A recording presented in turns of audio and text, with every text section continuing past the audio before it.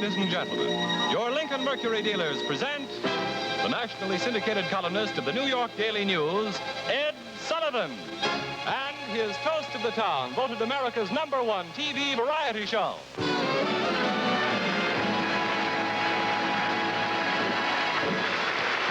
you, Arthur. Thank you, ladies and gentlemen. On this stage last night, I subbed for Jackie Gleason on his show, and I played the part of Reggie Van Gleason. With a big high hat on and a mustache, a big opera cape, pair of white gloves. I really enjoyed it. But tonight, I'm in my own grave, unsmiling character. We're very excited tonight, all of us, because we're going to give you the story of Walt Disney as told by Walt Disney. And the first time I ever met Walt Disney was out on the coast. When I first went out there, the news sent me out. There's a sign out there to do the column. Hollywood column was out there 37, 38, and 39. When I got there, in 37, Disney was just finishing Snow White and the Seven Dwarfs. And I went over to his studio, which was then a fairly small one, to meet him, and I was never so impressed because he was unlike anybody I'd ever met in show business. He was modest, he was reserved, he was tremendously courteous. He and his family lived a very normal home life, never went out to nightclubs. So it was an extraordinary experience. And then the night they previewed Snow White and the Seven Dwarfs, I'll never forget, because Walt Disney was sitting in the rear row of this theater, and as I went up the aisle, he and I had become good friends. He said, "Ed," he said, "do you really think it's a good picture?" And I was so struck because here was the greatest thing that ever come to the screen. So I always thought, when I got into television, what a wonderful thing it would be if I ever could get the opportunity to do the story of Walt Disney. Now, naturally, the only one competent to tell the story of Walt Disney was or is Walt Disney. Because any newspaper man in the country could tell you without much figuring that Disney was born in Chicago, December 5th, 1901. His dad was Irish-Canadian, that his very charming mother was of American and German stock, that he had 3 brothers, a sister, a very lovely wife, and 2 charming young daughters. But what I wanted to get Walt Disney to let his hair down and tell you his own story. As I commonly remarked, he's very modest and shy, but he finally agreed. But then another hurdle came up. He was tied up on the coast handling his 25th birthday anniversary of Mickey Mouse, plus the national release of his newest and greatest triumph, Peter Pan. Luckily, my good friends on TWA solved the problem. I went out on a big super constellation, planed out to the coast, climbed into a 1953 Lincoln convertible, naturally, and out I drove to the Disney Studios. Now, here I am coming up to the Disney Studios, and that eye-catching Lincoln I'm driving is really something. Carefully designed also as a perfect car for a woman. Automobile manufacturers always have catered to the ladies, as charming Julia Mead can tell you. Well, I'd say the first important thing they did for us was to move the steering wheel from the right to the left-hand side of the car. You see, when a lady passenger got in on the left, she had to step in the mud. All aboard? You know, this was considered luxurious traveling by everyone, except the passengers. Well, things have improved a great deal since then. But in the fine car field, well, up to now, luxury cars weren't the easiest things to handle, especially for women. But now that same manufacturer who moved the steering wheel from the right to the left offers the one fine car designed for modern living. And I might add, designed for modern women. And here it is, the new 1953 Lincoln, with wonderful new optional features like the 4-way power seat, power steering, and power brakes. You can tell this car is built for modern living and convenience as soon as you sit down in Lincoln's exclusive 4-way power seat. It's so simple to operate, you simply push a button and you move forward. Push another button and you move up to where you can easily see the road. And for big men, this same button moves the seat down. And once you're on the road, you can really appreciate Lincoln's power steering, which does the work for you. It's combined with something called front-end ball-joint suspension, and Lincoln is the only production car that has it. All I know is that handling, turning, and parking are unbelievably easy. While we're parked, how would you like to see a really modern interior? You'd only expect to find such fine materials and beautiful colors in the best appointed modern homes. As for performance, well, never underestimate the power of a Lincoln. Its new 205 horsepower engine gives you a marvelous feeling of safety in any situation. In fact, you have to try it to appreciate it. Another thing I know, because of the unprecedented demand for this fine car, the sooner you place your order for a Lincoln Cosmopolitan or Capri, the sooner you'll be driving it. So why not see your Lincoln dealer this week and drive the one fine car designed for modern living, the new 1953 Lincoln. In matter of overall performance, I don't want you to forget that this new 1953 Lincoln that Julia's just been telling you about is the same one that captured first, second, third, and fourth place in the recent Mexican Pan American road race, which everybody now recognizes as the toughest automotive competition in the whole world.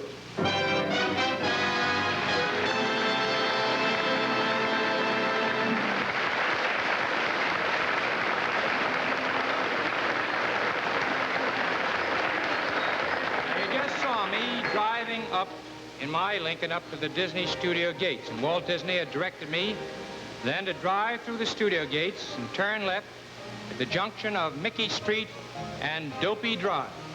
Honestly, that's the name of the streets out there. And he said that if I then would make a left turn to bring me to his office. Well, so off Sullivan drove again. Nobody was in the office, so I looked around. Looked around his souvenirs, Academy Award collection, of which he has a great many. Very interesting.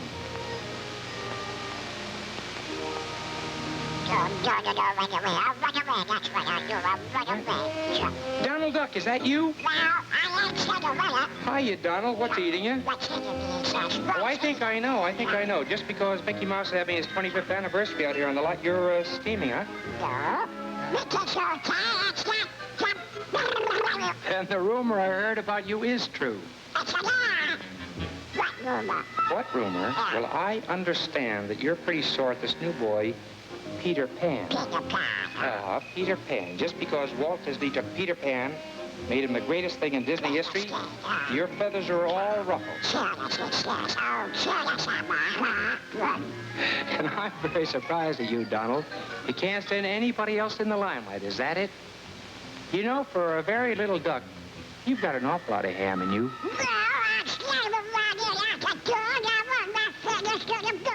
You slave around here like a dog. Don't give me that routine. You're just plain jealous of Peter Pan. Now, you take my advice and relax. Just relax. Oh, good morning, Mr. Sullivan. Hello. Did you have a good trip? Wonderful. In fact, I was just telling my little web-footed friend... Excuse me. Mr. Sullivan is here. Bring him over. Yes, Mr. Disney. Mr. Disney? Yes, it's his idea of an intercom system. Guess you can expect anything around here. I'm glad you understand that. This way, Mr. Sullivan. Watch your step, bad boy.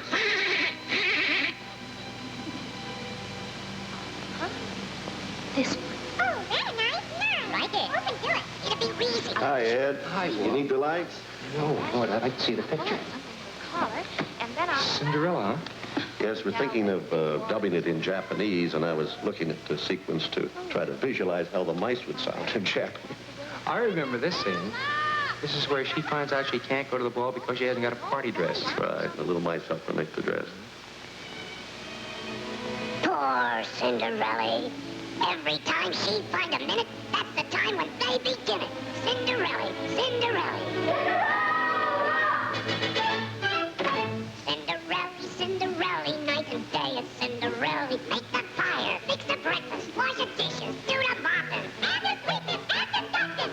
They always keep her hopping. She go around in circles till she's very, very dizzy. Still they holler, keep her busy, Cinderella.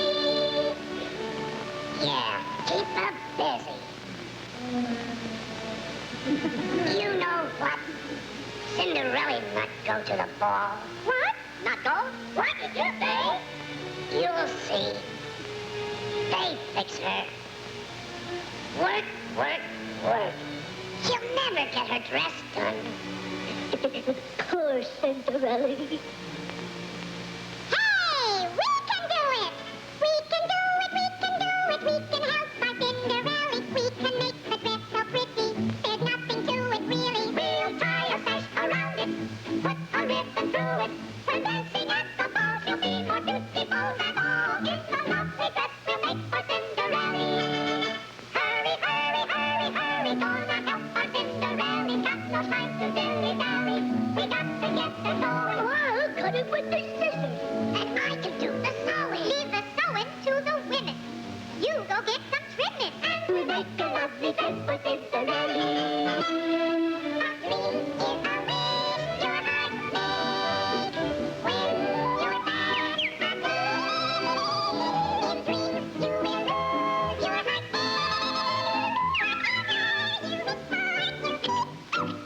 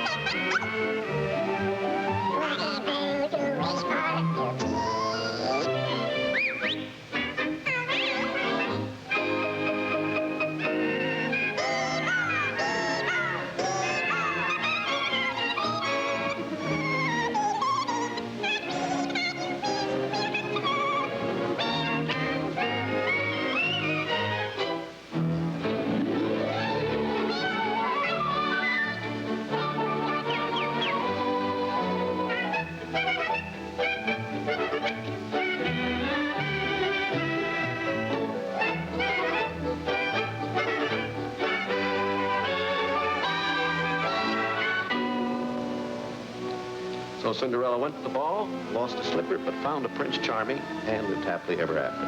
That's just fine, but now, let's get on with your life story. You see, I've got to find out, Walt, what made you take the coach? What do you want me to do? You know, the things that made Disney, Disney. The whole world is familiar with your contribution, but I'd like to find out, for instance, the first time as a boy that you decided you wanted to draw. Draw? Oh, I didn't want to draw. I wanted to be an actor. An actor? To me, an actor's life was a wonderful life. You could dress flashy, sleep late, smell prettier than anyone else, and I don't know, I was just stage struck. And what happened? Well, another fellow named Walt Pfeiffer and I cooked up an act to knock him dead on amateur night. Oh, I know. Songs, dances, and witty sayings. Ladies and gentlemen, welcome to another Chicago Amateur Night Contest.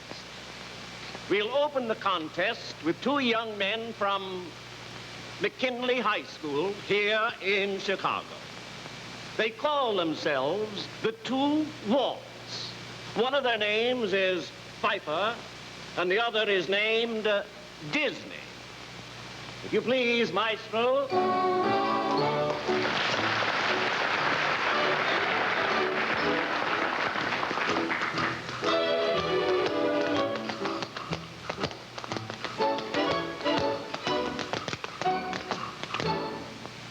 So you know I'm pretty good at making up riddles, too. Just dance, Disney, just dance.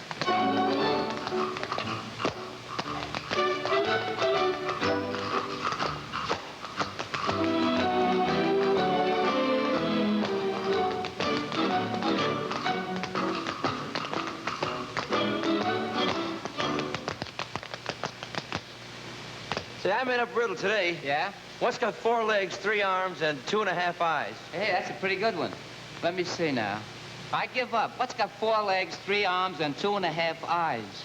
Well, I don't know the answers. I just make up the riddles. When you get back to McKinley High School. Wait a minute. We've got a song. You haven't even got a prayer. Yeah, you know the song.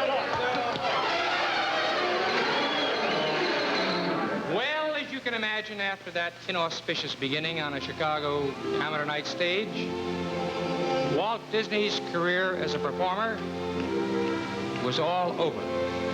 Alfred Lunt thereafter was never to have anything to fear from him. You know, it reminds me, though, in Peter Pan, like Peter Pan, Walt Disney has been sprinkling pixie dust over the world since 1928. Disney's art, his wit, and Disney imagination, I think, have released all of us earthbound mortals. And actually, he started sprinkling pixie dust during World War I. He was too young to enlist. He tried every branch of service. Couldn't get in, so he went to France as a Red Cross ambulance driver. And the first Walt Disney cartoons were enjoyed initially by those wounded doughboys in World War I.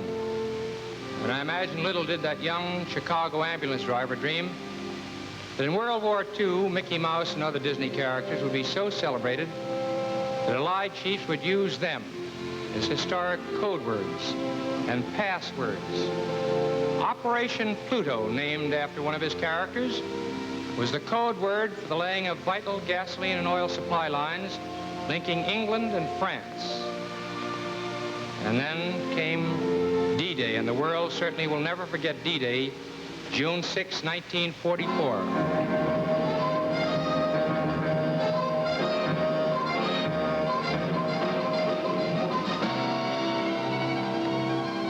1,400 American heavy bombers were in that first wave out of England across the Channel in dirty weather to soften up Nazi installations on the beaches of Normandy. The world had never seen anything like this, and that rough English Channel was churned up by Navy battleships, cruisers, and destroyers, and the first assault troops landed at 6 a.m. on Omaha and Utah beaches. The Supreme Allied commander was General Dwight D. Eisenhower, God love him. Commander of assault troops, General Montgomery. English genius of warfare, Lieutenant General Omar Bradley.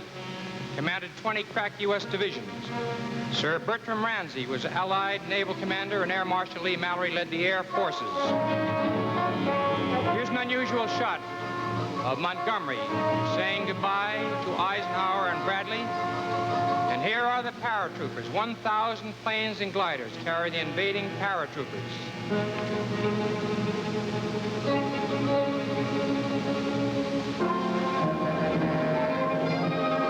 And now you'll see the gliders landing up to carry their precious cargo.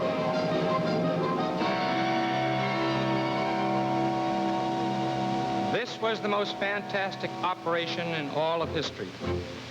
If it hadn't been for Eisenhower's courage in sticking to June 6th, the Allied onrush never could have started, because thereafter, the weather would have ruled it out for a complete month.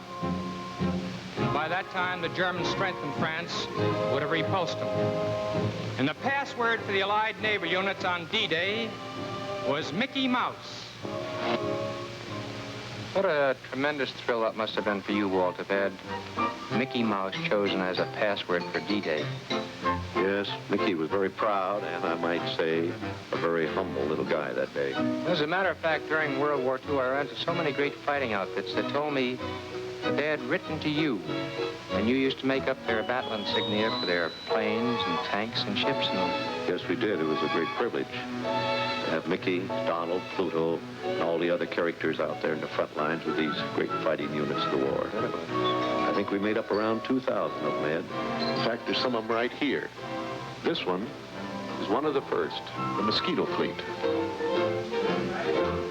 Mosquito boats. He actually had a staff of 20 artists who did nothing but this. Here's one he made up for Torpedo Squadron 19. Another one, USS Aircraft Carrier Wasp. Here's one for Navy Bombing Squadron 8. Another Disney insignia for Chemical Warfare Section Camp Lee. Disney designed this for the 415th Night Fighter Squadron, AAF. USS Aircraft Carrier Hornet. U.S. Marines, 1st Defense Battalion. 774th Tank Destroyer Battalion. The fabulous Flying Tigers. Here the American Eagle Squadron served with the RAF. And here the Free French Parachute Corps. And the Royal Canadian Air Force Marine Section. the motor gunboat section, 51 London, in the 1st Polish Divisional Signal Corps, and His Majesty's ship Illustrious, aircraft carrier commanded by Lord Louis Mountbatten.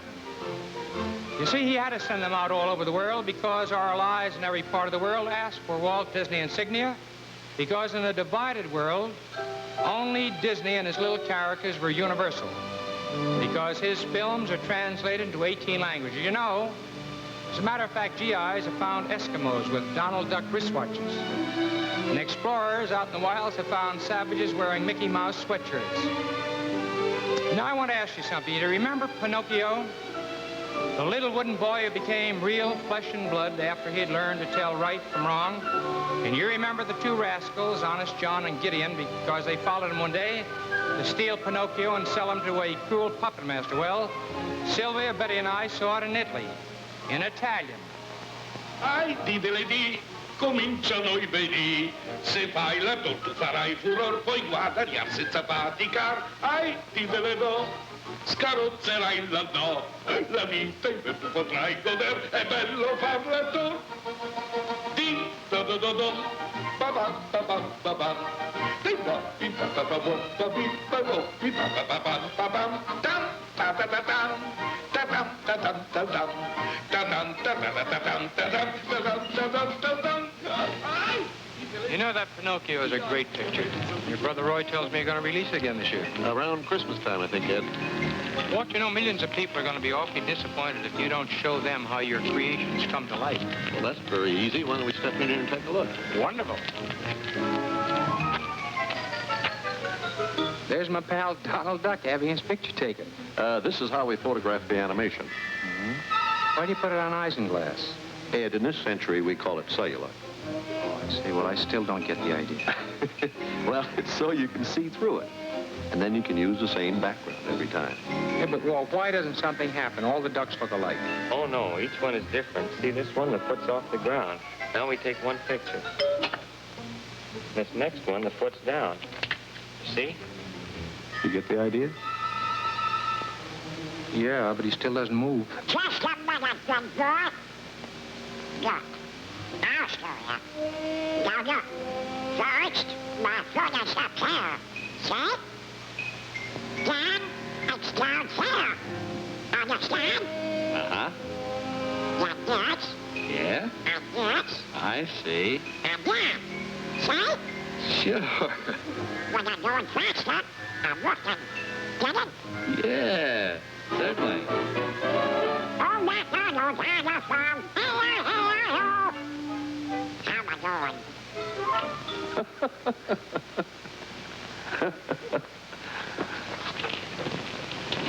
And this ad is where we record all our sound effects. Lights. Picture. Let's go. 1, 2, 3, 4.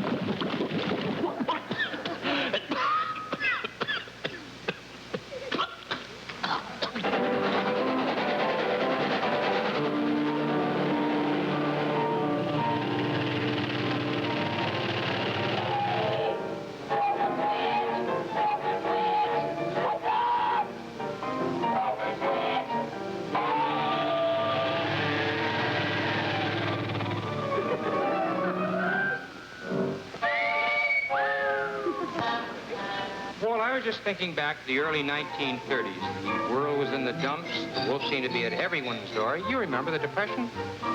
You mean the good old Yeah, the good old days. And right at that exact moment, you made a picture, Three Little Pigs, and then it was a wonderful theme song. Who's afraid of the big bad wolf? And I've often wondered, how did you decide to make it? Well, Ed, when you say me, I think it's as good a time as any to explain something. When you see Walt Disney over a picture, it doesn't only mean me, but it means a lot of other guys, too. Teamwork. Yes, sir. So with the help of some of those boys that were there with me at the time, I'd like to reenact that first story meeting on the Three Little Pigs. Say, that would be wonderful. Now, we won't try to pretend we're 20 years younger. They don't make that kind of makeup today. Walt, I know. But anyways, Ed, to the best of my recollection, this is how it started. We had just finished making a short about Noah's Ark, and all the story sketches were being taken off the board. Now we were waiting for an idea to hit us. Whatever we do, boys, let's don't make another one so darn many animals in it. The guys went crazy trying to draw all those characters in the ark. That's right. We need a change of pace. You know, something simple, just 3 or 4 characters. Well, how about the one we've always wanted to do and never got around to, the Three Little Pigs? Offhand, I don't get much out of those pigs. Well, you got something simple. 4 characters, 3 pigs, and a wolf. Yeah, the wolf would make a great heavy. Well, he's the one that went, Open the door, I'll bust it in. If you don't, I'll huff, and I'll puff, and I'll blow your house down. Yeah, you mean that going? Yeah, turns blue in the face. Yeah. And he could lose his pants. Ted, it's a good story. It's timely, and not only that, it's timeless.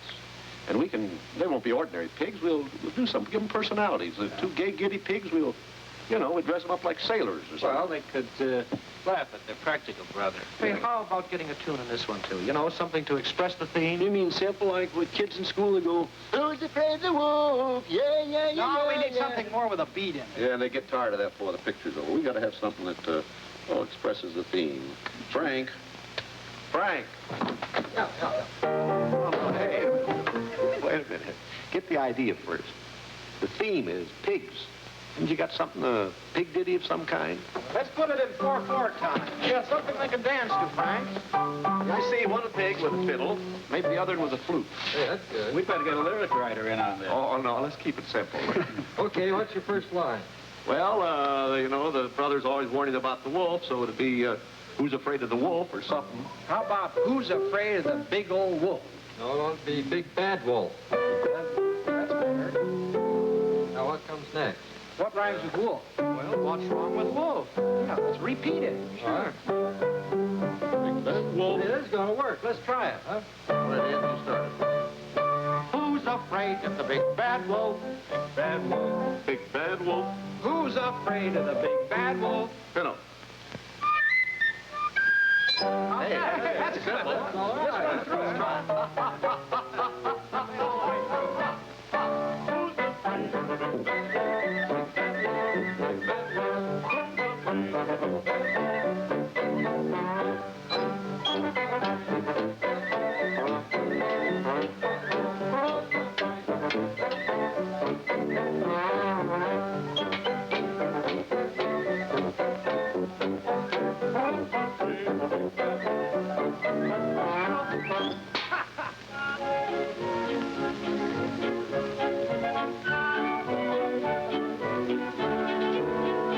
Who's afraid of the big bad wolf? Who's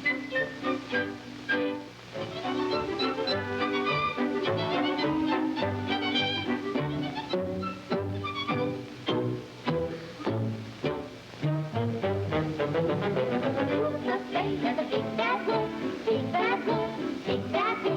Who's afraid of the big bad wolf? I'll punch him in the nose. I'll tie him in a knot. I'll kick him in the chin. We'll put him on the stop. Who's afraid of the big bad wolf? Big bad wolf, big bad wolf. Who's afraid of the big bad wolf?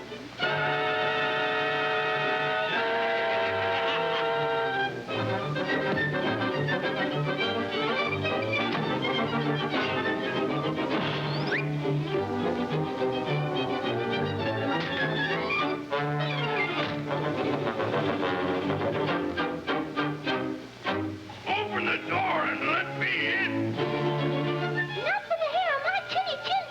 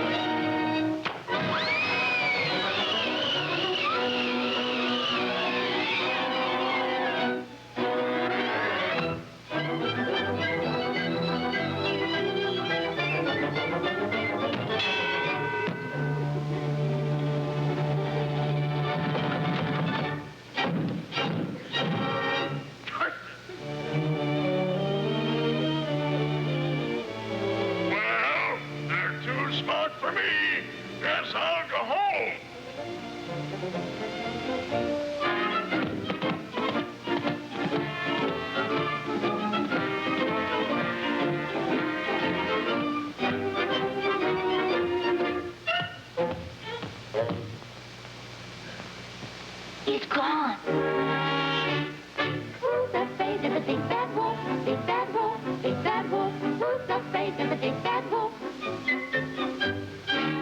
afraid of the big bad wolf? Big bad wolf, big bad wolf. Who's afraid of the big bad wolf? Who's there? I'm a poor little sheep with no place to sleep.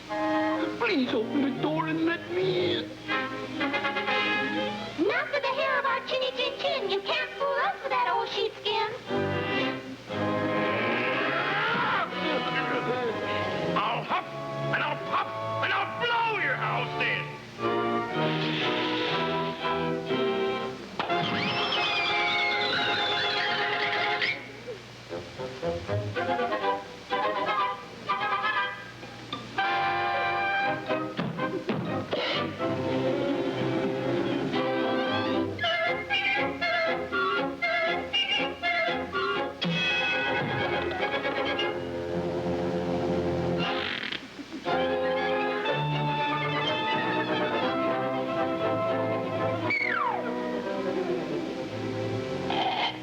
See, I told you what would happen when that big wolf came around. Only bricks and stones are wolf-proof.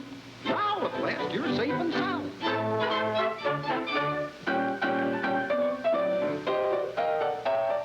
Who's afraid of the big bad wolf? Big bad wolf, big bad wolf. Who's afraid of the big bad wolf?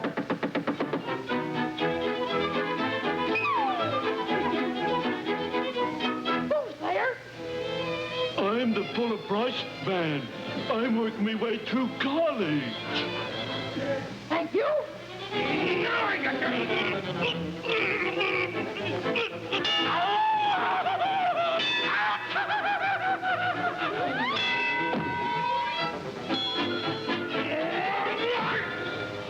By the hair on your chinny chin chin, I'll huff and I'll puff and I'll blow your house in.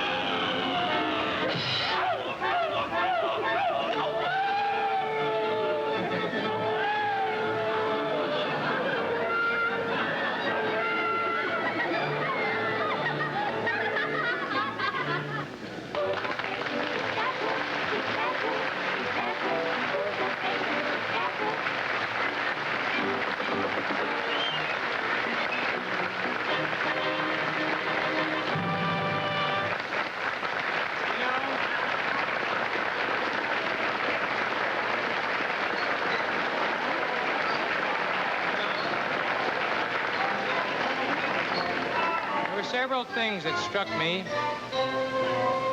There were several things that struck me about all of Disney's integrity in this thing, because he was the one who suggested that he reassemble those original members of his staff who wrote that song just the way he's described it there, just the way it's acted out. Walt did that all by himself. Card Walker called up all of the guys, reassembled them, told them to put on these old-fashioned sweaters so they look as they looked 20 years ago, and they put it on just that way. Now, the only one was missing was the original piano player and composer. You heard them refer to him as Frank. Well, actually, that represented Frank Churchill, a young fella from Maine, a greatly talented young fella from Maine, went to the University of California, studied medicine. He wrote The Big Bad Wolf, Who's Afraid of the Big Bad Wolf. He wrote Hi-Ho. He wrote, "Someday my prince will come." But I was struck throughout it by Disney's integrity. If he was going to do it, he wanted to do it right. And the fantastic success of Three Little Pigs gave Walt the idea for his first full-length, all-cartoon picture, Snow White and the Seven Dwarfs, in which once again his pixie dust was to illumine the whole world. But before Walt Disney reintroduces to you his Seven Dwarfs, you're going to see Peter Pan, you're going to see that too, I want to tell you about next week's show. Our show next week is going to be an observance of the 75th anniversary of the recording business. We're going to have Crosby, we have Gene Autry, Amal and the Night Visitors, Tony Arden, Joni James, Teresa Brewer, Eileen Barton, Giselle McKenzie, Little Jimmy Boyd, Littler Molly B., Vincent Lopez, George M. Cohan Jr. representing his dad, Helen Kane, the Silver Mass tenor, Joe White, Will Oakland, plus Roberta Peters. Now that is great, quite a cast, isn't it? But it's quite a story, too. And all of them are going to appear on our stage live, except Bing Crosby, and I've taken a scene through the courtesy of Paramount Pictures. I have a scene from Going My Way, in which he teaches the little fellas how to harmonize, and then they all do Silent Night. And I certainly do want to say that I was just overwhelmed by the graciousness of our competitive network, NBC TV, because it was because of NBC's graciousness that we're getting Amal and the Night Visitors, which is Minotti's all-time classic of Christmas. We're going to do 8 minutes of that. Now, Snow White and the Seven Dwarfs startled the world with its imagery. But audiences never knew the heartaches which accompanied its birth. To make it, Disney had to borrow millions of dollars, and rascals like Honest John of Pinocchio offered to lend that money to him on condition, now just think of this, on condition that he give them in return a lifetime interest in all Disney productions. So I've always thought that Americans of Italian descent should always feel proud that the late banker A.P. Giannini was the one who foiled that plot against Disney. Now here is the memorable scene in Snow White when the seven little dwarfs ended a day's work in their diamond mine, began their march home with that little dopey ambling along in the rear.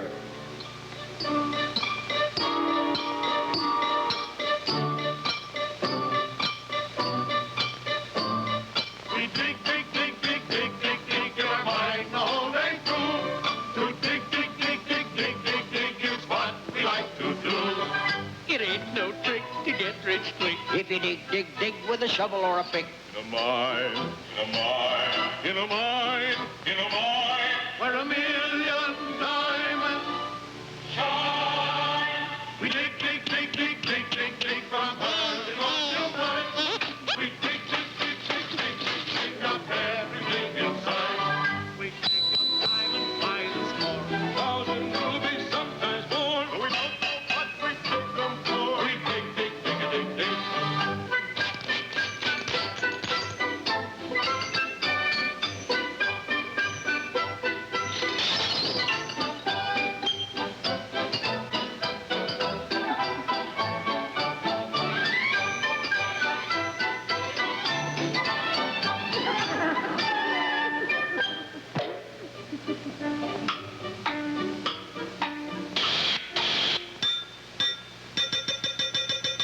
Hi-ho! Hi-ho! Hi-ho! Hi-ho! Hi-ho! Hi-ho! It's home from work we go. Hi-ho! Hi-ho! Hi-ho! Hi-ho! Hi-ho! It's home from work we go. Hi-ho! Hi-ho!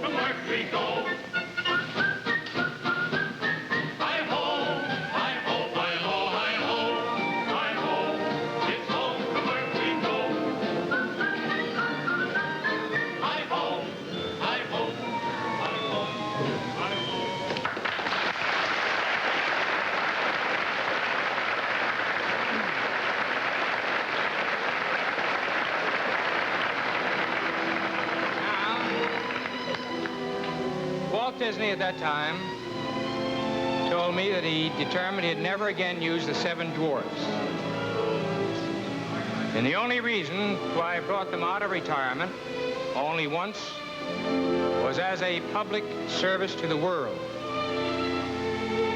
All over the world in these medical conventions, distinguished doctors and scientists fighting the dreaded malarial mosquito explained to Disney that people of all races, nations, and colors could be taught visually by these 7 little dwarfs how to combat the scourge, and only by these 7 little dwarfs. So Disney made this film.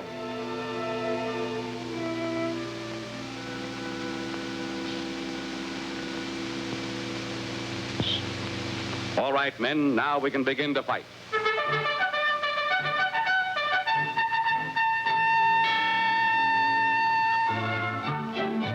We can start by cutting the weeds where the mosquito lays her eggs.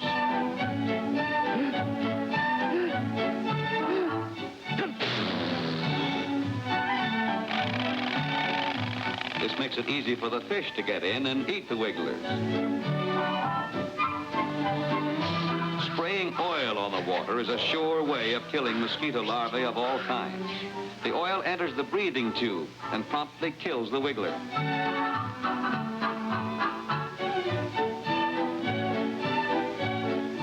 Those are wigglers, Dopey. Give them the oil treatment.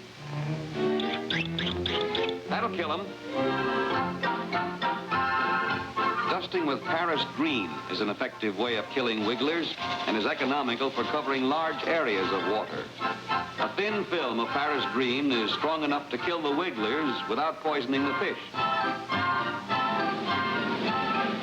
Mosquitoes must have water to breed in. These pools will always be a menace to our health unless we drain the water away. There's one way of doing it. Even this hollow stump can harbor mosquito larvae.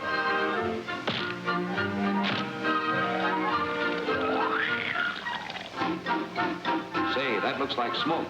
Let's go in and see. Attaboy, Dopey. Spray all the dark corners and under things. You'll find mosquitoes where you least expect them.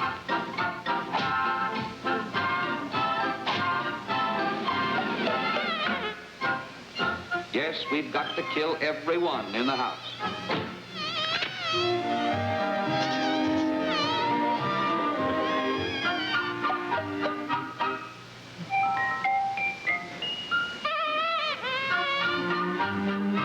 The permanent way to get rid of breeding places is to fill them with dirt.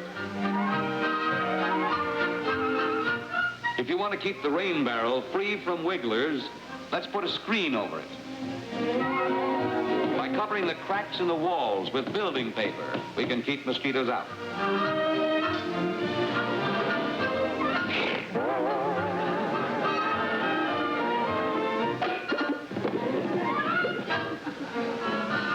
You know, dramatically, as a matter of fact, I wanted you to see that film because in conjunction with the films you've seen on his wartime efforts, this is a typical Disney public service. When he makes these, he makes them on his own time.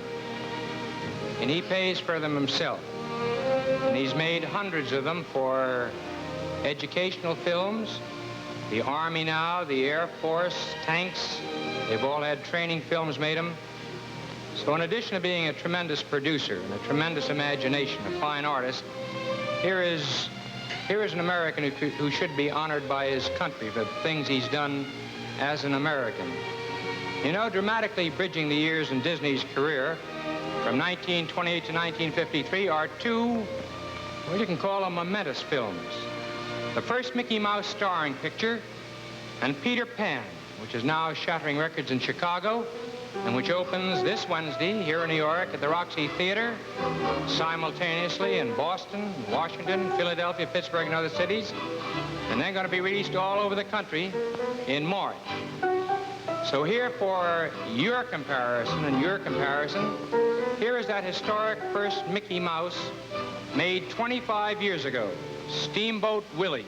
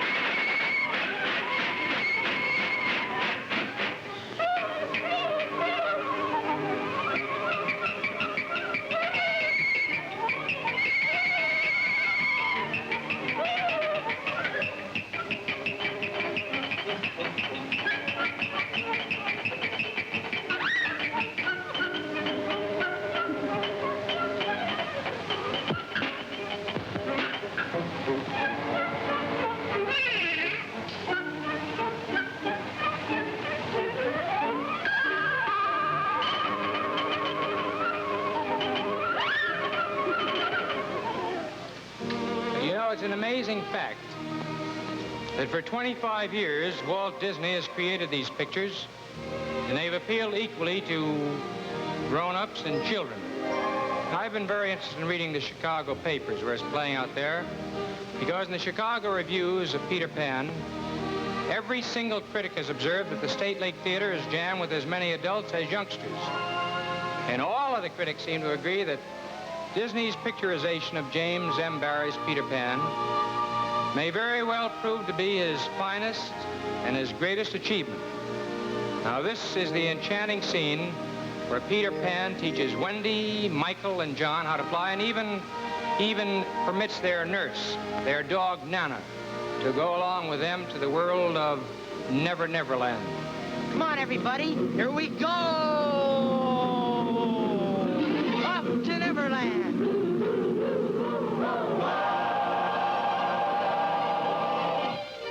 Think of a wonderful thought, any merry little thought.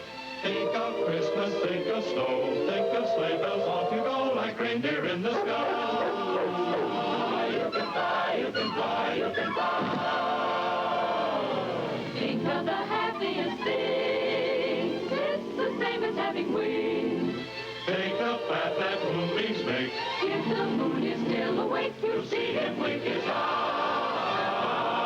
You can fly, you can fly, you can fly. You go with a high and ho to the stars beyond the blue. There's a Neverland waiting for you, where all your happy dreams come true. Every dream that you dream will come true. Come on, Nana. When there's a smile in your heart, there's no better time to start. Think of all the joy you'll find when you leave the world behind and bid your cares goodbye. You can fly, you can fly, you can fly, you can fly, you can fly.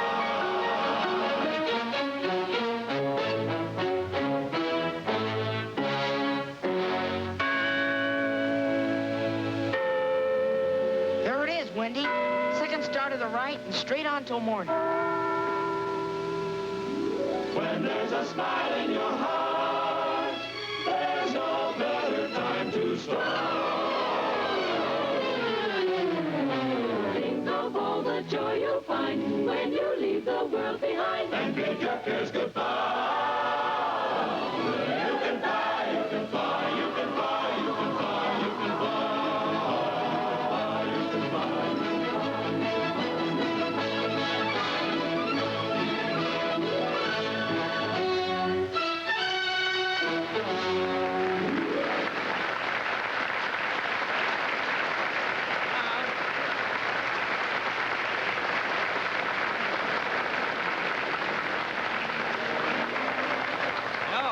Wait a moment.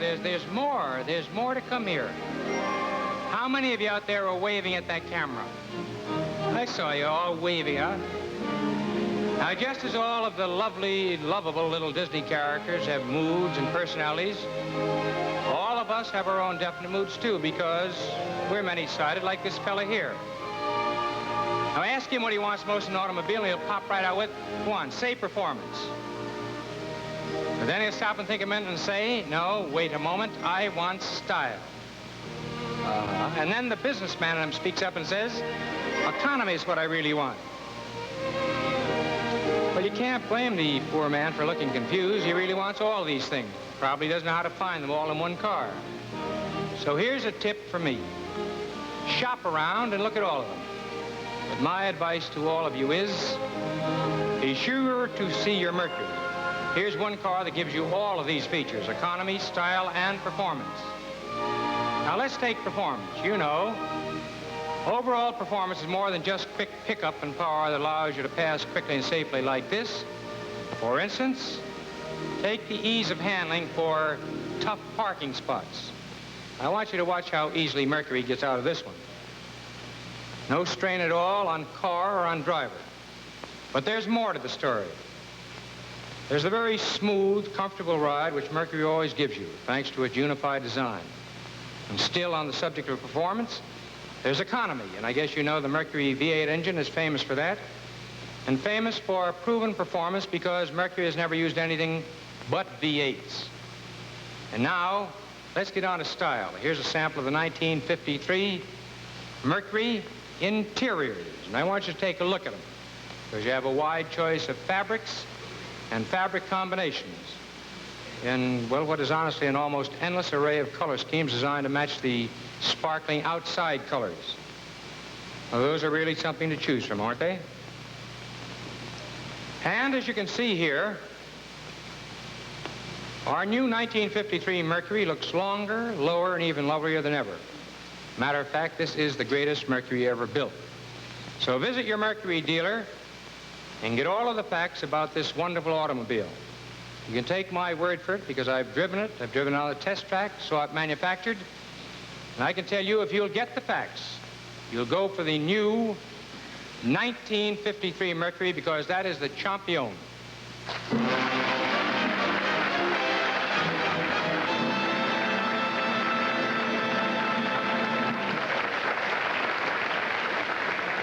Thank you very, very much, and I'm glad you've enjoyed it up to here, because we really enjoyed it too. But actually, I'd be sort of a rascal like Honest John and Pinocchio myself if I didn't let you know the names of those Disney bigwheels who have made this evening possible. The Walt Disney Story was written by Ed Sullivan and Bill Walsh. Film portions of this show directed by Bill Walsh, assistant director Alvin Ganser, cameraman Guy Rowe, film editor Al Teeter, the voice of Donald Duck, Clarence Nash. The Disney animators in The Three Little Pigs were Ted Sears, Ed Penner, Ward Kimball, Pinto Colvig, and Frank Thomas. Thank you, Art Hannes. There's somebody out in the audience I'd like you to meet. Because when I talk, I'm always talking about the speed of our cars and the performance of cars.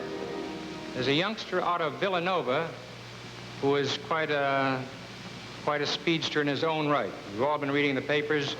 Is night after night, Fred Dwyer of Villanova busts or sets a new record for the mile. I'd like you to meet this sensational young American runner, Fred Dwyer of Villanova. Stand up there and take a bow.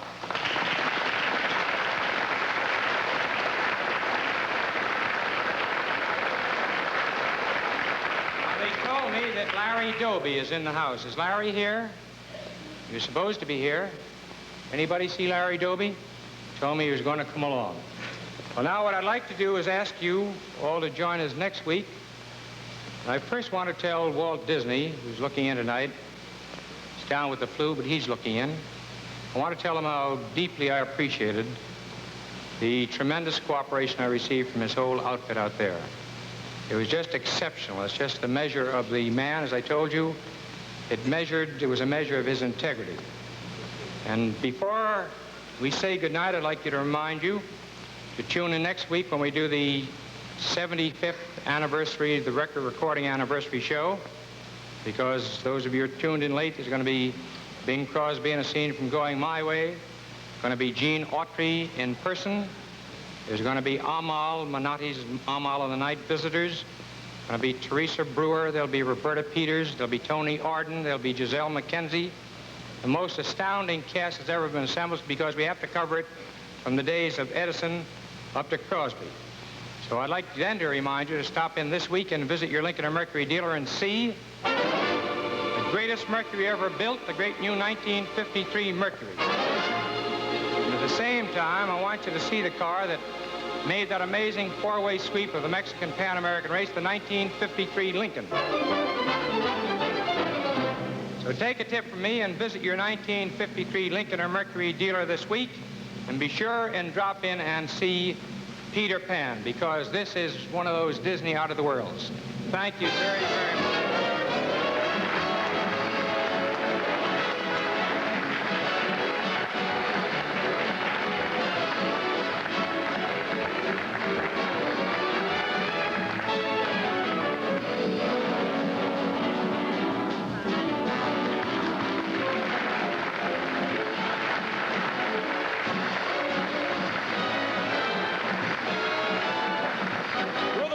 cooperation of your Lincoln Mercury dealers, Toast of the Town has been made available for showing to our armed forces at home